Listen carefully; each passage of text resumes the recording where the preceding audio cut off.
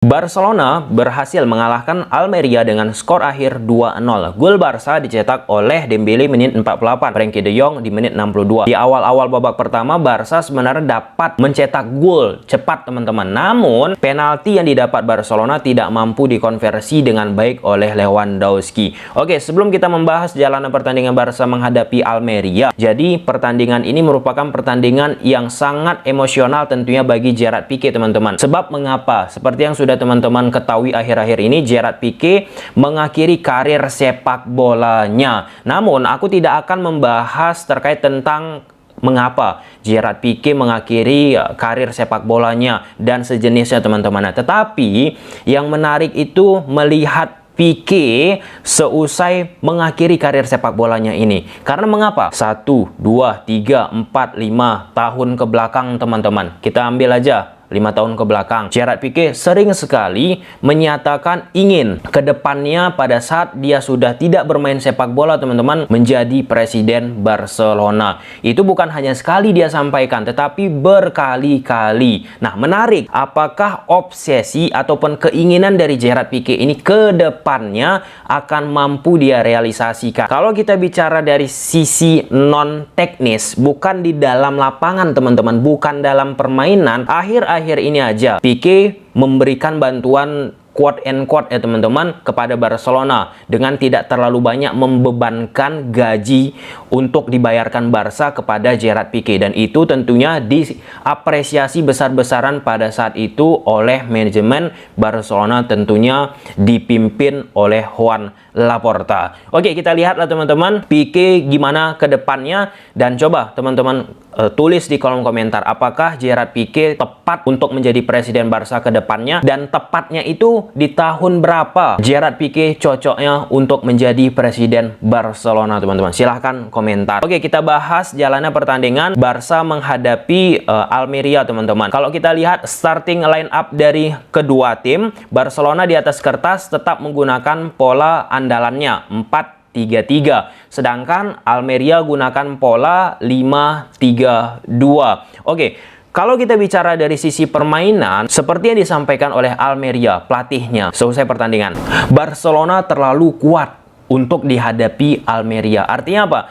Di sini ada perbedaan kualitas individu dari pemain Almeria dan Barcelona. Itu udah jelas. Oleh karena itu, kalau kita lihat pertandingan ini, teman-teman, banyak banget pada akhirnya Barcelona menguasai pertandingan, menguasai bola, hampir 70% penguasaan bola. Otomatis pemain-pemain Almeria lebih banyak untuk bertahan ataupun menunggu dengan shape bertahan 5-3-2. Kalau kita berkaca tentang shape dari permainan Barcelona pun nggak ada begitu banyak perbedaan dengan menggunakan pola andalan mereka ketika bermain di lapangan, teman-teman. Di atas kertas kan 4-3-3, tapi sudah dalam lapangan 2-3-2-3 ataupun 2-3-5. Nah, seperti yang disampaikan Xavi usai pertandingan Barca menghadapi Almeria, ini pertandingan sempurna. Menurut aku memang sempurna juga, terlepas Barcelona menghadapi tim ya jauh banget dari sisi kualitas, teman-teman. Nah, sisi sempurnanya itu apa? Pertama, oke, memang ada beberapa kali masih seperti itu ya, muter-muter, nggak begitu banyak perubahan. Tetapi effort bagaimana Barcelona mampu membongkar, menciptakan peluang dari rapatnya pertahanan Almeria. Bagaimana caranya? Pertama, sirkulasi bola, 1-2 sentuhan. Ada beberapa momen progresifnya bagus banget ke depannya ya, teman-teman. Arah bola ke depan itu bukan hanya ke samping, ke kanan, ke kiri, teman-teman. Yang kedua, diagonal, teman-teman. Diagonal passing ataupun permainan switch play. Kenapa itu dilakukan? Diagonal ataupun permainan switch play itu seperti yang kita ketahui, ketika bertahan, permainan menyilang kita lakukan akan merenggangkan pertahanan dari Almeria yang rapat. Dan itu berhasil dieksploitasi oleh pemain-pemain Barca dan pemain-pemain Almeria dari sisi 1 lawan 1, kemudian kualitas permainannya, teman-teman, kesulitan, secara kasar bahkan kecapean untuk menghadapi permainan menyilang yang dilakukan oleh Barca. Apalagi ketika Barca memanfaatkan sektor kiri ataupun sektor kanan untuk berduel satu lawan satu. Pemain-pemain belakangnya dari sisi individu sangat-sangat kesulitan teman-teman. Kemudian kreativitas dimiliki oleh Barca di pertandingan ini. Kreativitasnya bagaimana? Coba teman-teman tonton ketika Barcelona pemain-pemainnya tidak sedang menguasai bola, terus bergerak, bahkan shape triangle, bentuk segitiganya terus terjaga teman-teman. Ketika bentuk segitiga itu terus terjaga, maka konektivitas bola, link up play-nya teman-teman akan terkoneksi terus. Nah, ini mengapa bisa terjadi teman-teman? Salah satunya kreativitas yang aku sampaikan tadi, iya. Tapi memang pemain-pemain Almeria dari sisi kekuatan jauh banget. Memang seperti template kan, aku ulang-ulangi aja statement seperti itu. Kenyataan memang seperti itu. Jangan kita hanya berkaca di satu pertandingan ini, tapi berkaca di pertandingan-pertandingan sebelumnya. Barca terlalu mudah, quote and quote, walaupun ada beberapa pertandingan kesulitan, tapi tetap menang. Contohnya seperti menghadapi tim-tim yang di klasemen rendah ataupun kualitas yang bawah dari Barcelona teman-teman, itu terlalu mudah bagi Barca. Ujian sesungguhnya itu ketika menghadapi tim-tim gede, dan itu belum ada didapatkan oleh Barca hasil yang optimal. Pemain-pemainnya pun seakan-akan kehilangan kemampuan ketika menghadapi tim-tim gede. Nah, ini artinya apa lagi? Terkait tentang mental. Nah, nanti ada salah satu yang ingin aku sampaikan kepada teman-teman terkait tentang Lewandowski. Kan akhir-akhir ini Lewandowski terpajang fotonya pada saat di Bayer dia kekar. Kemudian pada saat di Barcelona mulai mengalami penyusutan dari sisi massa otot. Nah, kemudian Xavi menurut aku dari sisi taktikal tetap menerapkan pemahaman yang sama, yaitu terkait tentang positional play. Aku suka banget teman-teman, jujur. Positional play yang dimainkan Guardiola, Arteta, Xavi, suka banget aku di pertandingan ini. Kan di Almeria tanpa bola 5-3-2.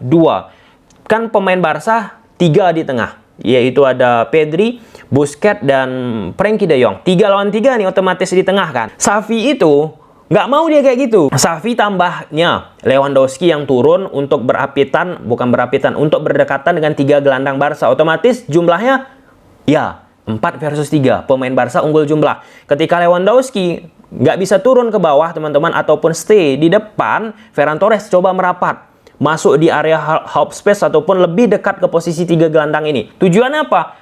Ya, 4 versus 3 lagi, unggul di tengah. Nah, di sektor kiri, di situ diekspos oleh fullback kiri dari Barca yang dibantu oleh Jordi Alba. Dan beberapa kali kan Jordi Alba akhirnya mendapatkan space untuk melakukan crossing ataupun pergerakan yang optimal dalam membantu Barcelona menciptakan peluang. Itu aku suka banget. Nah, tapi memang permainan positional play ini terkait tentang individu lagi teman-teman.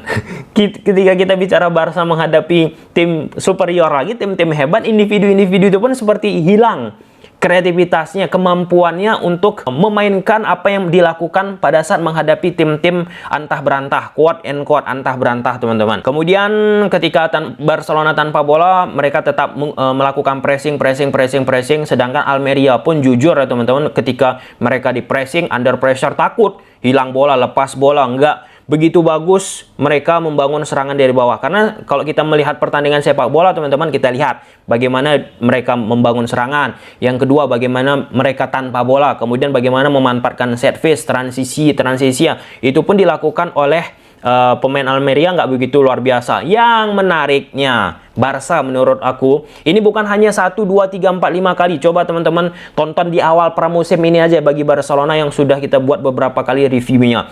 Barcelona ketika sudah banyak menguasai bola, keasikan menguasai bola teman-teman, melakukan kesalahan-kesalahan elementer. Contoh, Frenkie de Jong ingin memberikan passing ke Pique. Nah, di situ passing dari Frenkie de Jong nggak begitu optimal. Namun di sisi lain ada juga yang mengatakan pembacaan arah bola dari Gerard Pique buruk. Tapi itu point of view teman-teman. Tetapi aku bicara dari sisi substansinya, bahwa pemain-pemain Barcelona ketika sudah keasikan menguasai bola, kesalahan-kesalahan elementer malah merugikan Barcelona itu sendiri. Dan untungnya pemain-pemain Almeria nggak mampu memanfaatkan hal tersebut. Tapi kita bicara Barcelona, tim top, kualitas hebat, tim besar teman-teman. Apa yang terjadi seperti itu nggak bisa terjadi terus-menerus, berulang-ulang teman-teman. Hal yang perlu memang untuk kita pahami. Oke, kemudian gol Barca akhirnya Dembele 1 versus 1, skill dewanya teman-teman luar biasa. Kemudian Frenkie de Jong ciptakan gol. Nah, kita bahas sedikit Lewandowski. Di dalam dunia sepak bola itu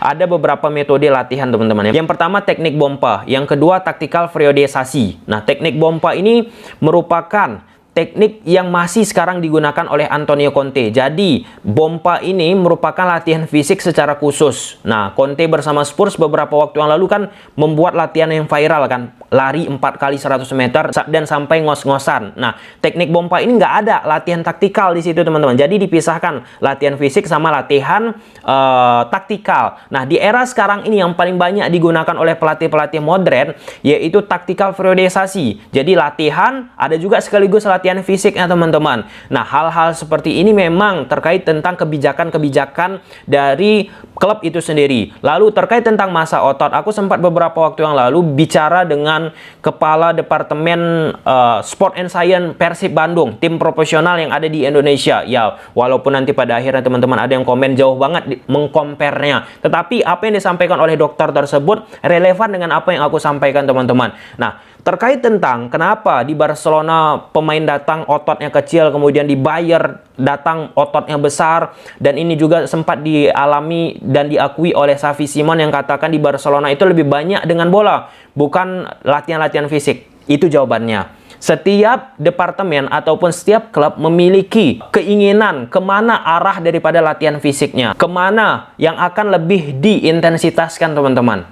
Nah, contohnya seperti Barcelona ke bola, contohnya di Bayern Munich, nggak usah kita heran, bukan rahasia umum lagi. Memang mereka ingin fokus juga ke otot, masa otot yang baik untuk pesepak bola, teman-teman. Namun dari itu semua, teman-teman, yang terpenting itu bukan masa otot, tetapi PU2 Max. Yang pertama, yang paling penting, yang samping-sampingnya itu merupakan kolaborasi ataupun ya kalau misalnya kita bisa memiliki masa otot yang baik, itu akan membantu kita di dalam permainan, baik itu dari sisi balance ketika menerima bola ataupun berduel, teman-teman. Tetapi secara penting yang pertama bagi atlet yaitu PU2 Max. Ketika PU2 Max-nya bagus, di lapangan pun akan memiliki daya permainan yang tinggi untuk terus-menerus bergerak, teman-teman. Oke, sampai sini aja dulu video, teman-teman. Semoga menjawab bahwa itu semua tergantung kepada klub lagi, program klubnya bagaimana. Oke, bye.